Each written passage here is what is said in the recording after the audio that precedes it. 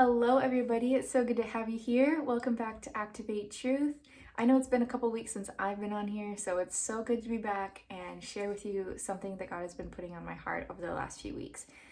It's definitely been a process that He's been doing and kind of shaping me and working on with me for the past couple years, but it feels like something that He's just highlighted specifically over the last few weeks. And so I'm really excited to share with you what that is.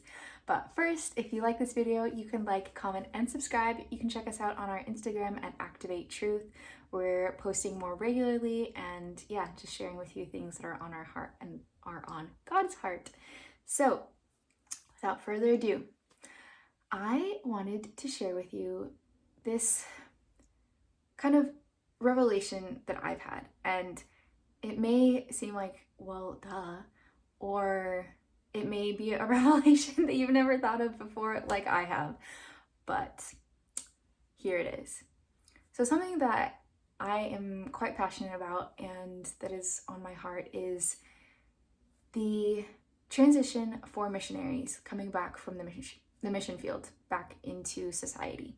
So that always seems to be kind of a hiccup or a big transition period and something that missionaries struggle with so much, including myself. So I've been in the mission field for about 5 years, and right now I'm kind of taking a step back and just taking a break from the mission field, as some would call it, of going out and serving and being in a specific location to be specifically with Youth with a Mission, YWAM. And so I'm just kind of taking a season of being home and just taking a break and reevaluating and looking at everything and just taking a break and being with the Lord. And over this period of time, so I came home from a short-term mission trip to Southeast Asia in February. So I was there for a month and I got back in February. So I've been home for February, March, April, May, June, July, 6 months, or 5 months, almost 6 months. And it has, besides everything else that's going on in the world, it's been a bit of a crazy ride for me personally. God's been working on so much, but something that I've really been thinking about with Him is, why is it so difficult for us to transition as missionaries back to being home, or like from the mission field to being back in society where not everybody is running after the Lord? Maybe you're in a new work environment and there's people around you that don't believe the same things that you do, that talk differently, that respond differently than maybe how you do or how you're used to others around you doing. And it's kind of like, okay, how do I actually be a beacon of light, be Jesus in society? How do I be who I am created to be, and how I have learned to walk in life being on the mission field now here at home? And there's so many different things to even touch on and to talk about. But one specific thing that I have recognized is purpose. So for me, when I've been out on the mission field, whether it's been in England or been in Hawaii or wherever, I have a sense of purpose and a focus of what I'm doing. And I know exactly why I'm there. I'm serving, I'm loving on people, I'm focused on a specific goal and reason why I am there and doing what I'm doing. And then when I come home, whether it's for a couple months or now for an extended period of time, sometimes I can feel lost and kind of tossed about a little bit. And I realized that when I come home, I tend to have a lack of purpose, a lack of specific reason and goal that I am going towards. And I'm like, well, why is that?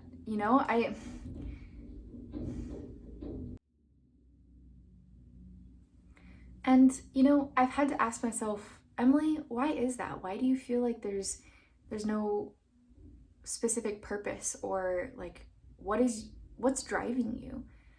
And I've actually been very humbled by the Lord and realizing that for me personally, it can be very easy to focus on what I'm doing and not who either I'm doing it for or who I'm doing it with. And the whole purpose of being somewhere can be very like purpose driven, of going to accomplish something and do one specific thing, and then once that's done, then you kind of can feel like a little bit shaken.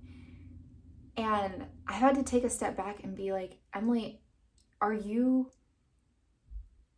going and doing these different things, or are you hoping for like what you're doing? I don't know if this makes any sense, but like, are you doing it just for the fact of doing it and accomplishing something, or are you doing it with the Lord, and no matter what, if it like fails or if it's a great success, that you will be content in every circumstance or in whatever it is that you are doing, whether you like it or not, that you are content in the Lord, and that it doesn't matter actually what you're doing, but it's who you're doing it with and what And that has just kind of taken me, had me take a step back and just been like, wow, where am I actually at in my relationship with God? And am I in a place where I can be content with God and allowing him to be my sole purpose, and not for my purpose to be what I'm doing, but for God to be the purpose of exactly where I'm at and what I'm doing. So no matter where I am, specific location of being where I want to be or being somewhere that maybe I don't want to be, that I am content in every circumstance. And it reminds me of Paul.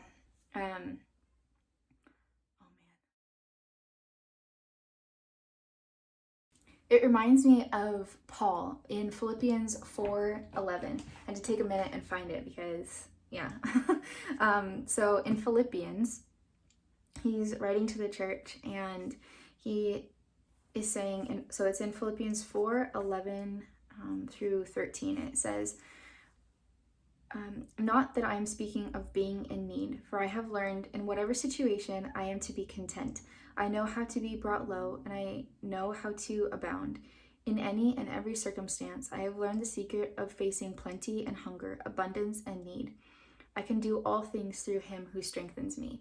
And this verse is taken in a lot of different ways, but looking at it at face value, Paul is saying that no matter where I'm at, no matter what is going on around me, I am content in every circumstance. And I can do that in God's strength, because he is the one that sustains and that strengthens me. And that has just been such a revelation and a rude awakening a little bit of, okay, what is my purpose? Is my purpose to be with God in everything? Or is my purpose to accomplish a whole bunch of things and go and do a whole lot? Or is my purpose fueled from my relationship with God and what he's doing in my life? And so that has just been something that has been really struck on my heart of, it doesn't really matter where I'm at, whether God calls me to be home for a while or to be out in the field. He is the one that is leading. He is the one that is strengthening us to be in whatever situation and circumstance that we're in. And even if it's not ideal, even if it's something that maybe is not our dream right at the moment, that maybe we want to go and do something else right now, but maybe he's asking us just to take a step back, because that's what he's asking me to do right now. And he just wants us to be content in him, to find full strength and contentment in him, because he is the giver of life, and he cares for us, and he knows exactly what we need, even if we don't completely understand that right in the moment. So yeah, I just wanted to share that with you. And I have a lot more to share about kind of what it looks like to transition home from the mission field, and I'm going through that right now. And so I'm certainly not an expert, but I've kind of been doing that over the past 5 years. And so I understand how significant that is and the need for that in just that conversation to be opened up and for people to understand that they're not alone in everything that they're going through. So all my fellow missionaries out there, or those that have gone through big transition, know that you're not alone and that the God of the universe, the one who created you, cares for you. And remember that He clothes the lilies of the fields and feeds the birds, and He also cares for you just that much more. And so know that you're loved and seen and cared for. And yeah, if you have any comments or questions or anything, feel free to reach out to us, comment below or email us. We'll put all that information down in the comments.